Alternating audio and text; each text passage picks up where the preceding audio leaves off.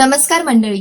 आचार्य चाणक्य लय पक्की गोष्ट सांगून गेलेत की पैसा कमवण्यापेक्षा तो टिकवणं आणि योग्य ठिकाणी वाचवणं हीच खरी मर्दुमकी आहे.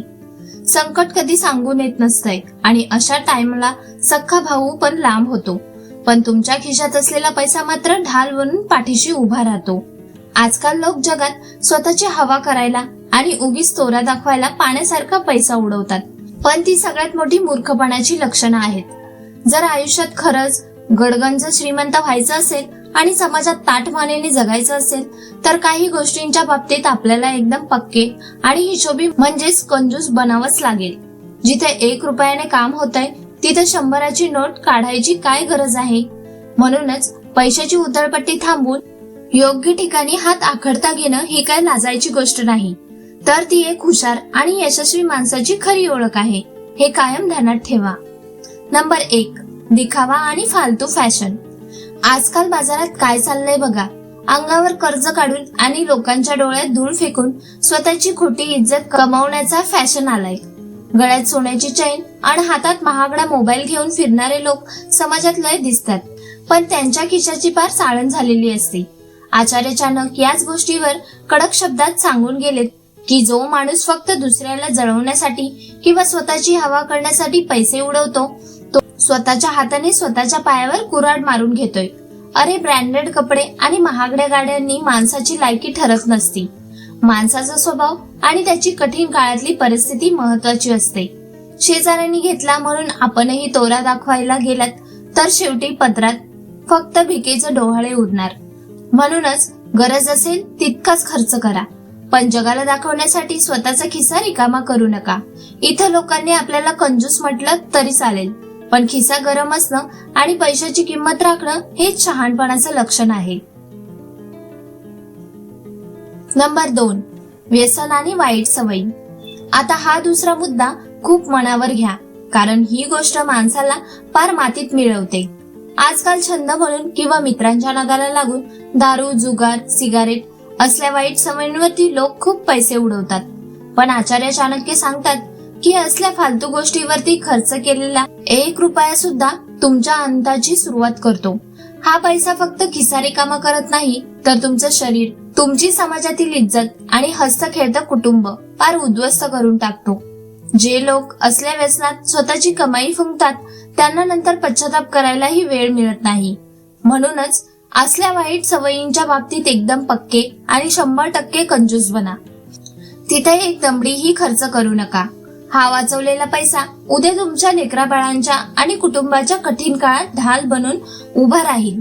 वाईट गोष्टींना नकार देऊन स्वतःचा पैसा सुरक्षित ठेवणं हीच खरी मर्दुमकी आणि शहाणपणाचे लक्षण आहे.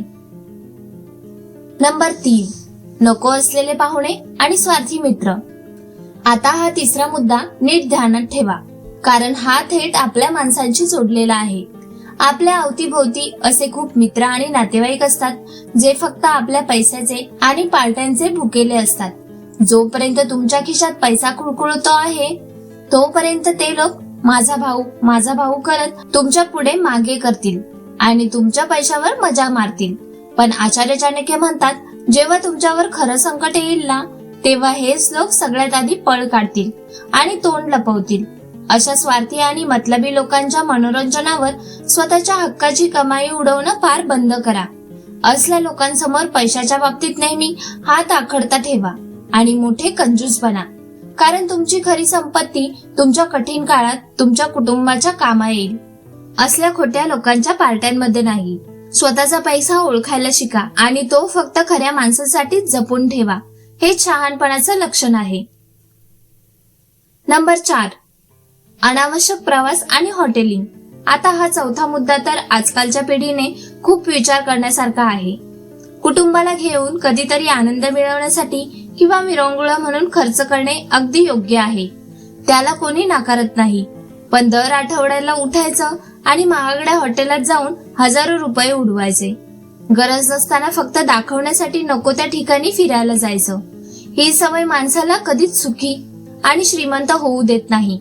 आचार्य चाणक्य म्हणतात की अशी चैनीची उधळपट्टी माणसाचे आर्थिक कंबरडे मोडून टाकते. अरे, आपल्या घरात जे साधे आणि प्रेमाने बनवलेले जेवण मिळते त्या सुखाची तोड जगात कशालाच नाही. बाहेरच्या चमचमीत खाण्यावर आणि अनावश्यक फिरण्यावर पैसे फुंकण्यापेक्षा तो तिथं वाचवा आणि तोच पैसा चांगल्या ठिकाणी गुंतवा, इन्व्हेस्ट करा.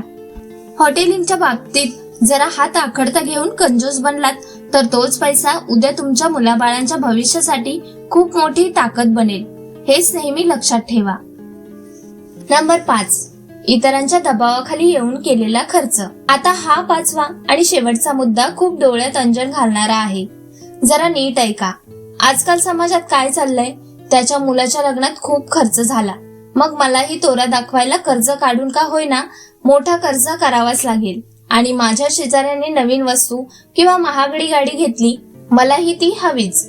याच खोट्या प्रतिष्ठेच्या मानसिकतेमुळे आज खूप हसती खेळती कुटुंब फार उद्ध्वस्त झाली आहेत. आचार्य चाणक्य आपल्याला खूप मोलाचा सल्ला देतात की दुसऱ्याच्या सांगण्यावरून किंवा लोकांच्या दबावाखाली बळी पडून कधीही स्वतःचे आर्थिक निर्णय घेऊ नका. स्वतःची चादर बघूनच पाय पसरावे लागतात.